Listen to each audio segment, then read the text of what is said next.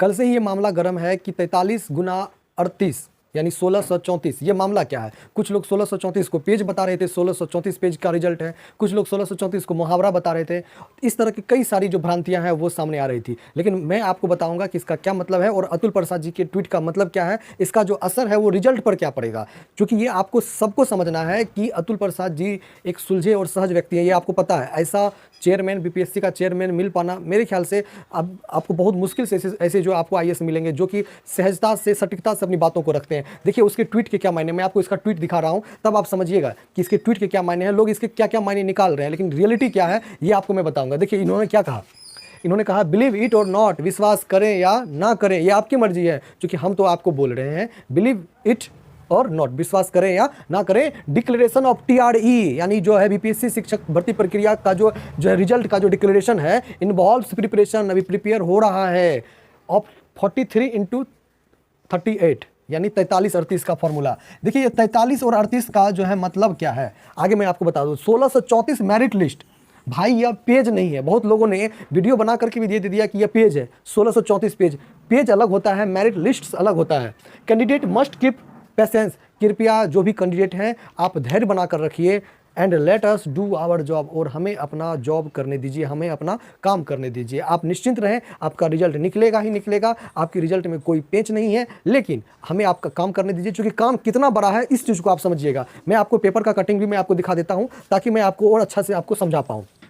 देखिए यहाँ पे लिखा हुआ है कि 15 अक्टूबर को आएगा शिक्षक नियुक्ति परीक्षा का रिजल्ट, ठीक है। इसमें अलग अलग चीज़ क्या है, देखिए आपको पता है कि ये 43 और 48 का जो फॉर्मूला है, इसका मतलब ये हुआ कि देखिए आपको पता है कि बिहार में बहुत सारी कैटेगरी है, बिहार में क्या हर एक जगह अलग अलग कैटेगरी है। तो 43 और 38 का मतलब होता है 38 जो जिला है, 38 जिला है, 38 जिलों का अलग अलग कटअप निकला है।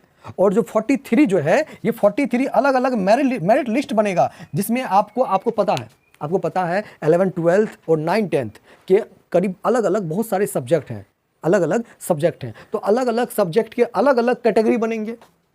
समझ में आ रहा है ना, अलग अलग सब्जेक्ट में अलग अलग कैटेगरी बनेंगे, इसीलिए 43 आपको ये शो हो रहा है। यानी जो 43 है वो अलग अलग मेरिट लिस्ट 40 जो है अलग अलग मेरिट लिस्ट बनेगा, जिसमें ईबीसी कैटेगरी अलग होगा, ओबीसी कैटेगरी अलग होगा, एससी एसटी अलग होगा, जनरल ईडब्ल्यूएस वाले अलग होंगे, फिर पीडब्ल्यूडी वाले अलग होंगे, दिव्यांग भाई जो है वो उसके कैटेगरी अलग बनेंगे। इतने कैटेगरी को 38 जिला में बना पाना ये कहीं ना कहीं टफ प्रक्रिया है, इस बात को आप समझिए।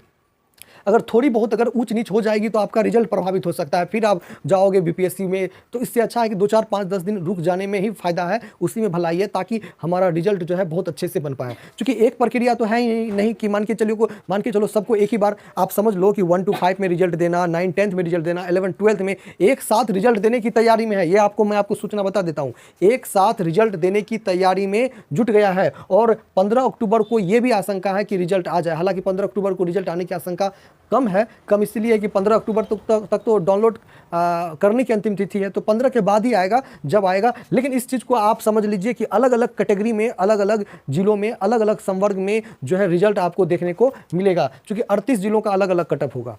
मैं आपको बता देता हूँ, जैसे मधेपुरा का हो गया, पटना का हो गया, सिवान हो गया, मुजफ्फरपुर हो गया, समस्तीपुर हो गया, अलग अलग जिलों का अलग अलग कैटेगरी बनेगा। उस जिले में आप कितने लोग पास हैं, तभी तो मान के चलो कि आपको इससे ये भी पता चल पाता है कि बीपीएससी जो रिजल्ट जारी कर रहा है उसमें पारदर्शिता भी है, और इसमें जिला वाइज कटअप निकलेगा, और जिला वाइज जो कटअप निकलेगा तो ये पता चल जाएगा कि आपका जिला में सिलेक्शन ही होगा, आपको सुपौल जिला में नहीं होगा। अगर मान के चलिए आप पटना भरे हो, ठीक है, गया भरे हो, तो आपको पटना में ही होगा। ये तो आपको रिजल्ट से पता चल जाएगा। तो ये पारदर्शिता है बिल्कुल, कहीं ना कहीं इस बात को आपको समझना पड़ेगा। और मैं आपको बता दूं पेपर में क्या खास बातें हैं, उसमें यही बातें हैं कि 1,70,000 रिक्त पदों पर शिक्षकों की नियुक्ति के लिए बीते दिनों ली गई परीक्षा 15 अक्टूबर को संभावित है, जिसमें सभी श्रेणियों के रिजल्ट आएंगे। और ऐसा जताया जा रहा है कि एक साथ ही रिजल्ट दे दे। बात समझिए, आप बोलोगे ये संभव कैसे? बिल्कुल संभव है। अगर 15 लाख, 16 लाख 10th के जो रिजल्ट होते हैं वो एक बार दिया जा सकता है, तो 1,70,000 अभ्यर्थियों का रिजल्ट एक बार क्यों नहीं दिया जा सकता है? बट एक पेच है, उस पेच को समझिए, सीटेट वाला मामला है। सीटेट में 5% रिलैक्सेशन वाला मामला है, बीएड वाला मामला है, बीएड अभ्यर्थियों का मामला है जो 13 को रिजल्ट आना बाकी है। हो सकता है कुछ जो बीपीएससी ने इनको भी रखा, और ओमार सीट से जो रिलेटेड है कि जिनका गलती हो गया वो भी मामला है। तो तमाम मामले हैं।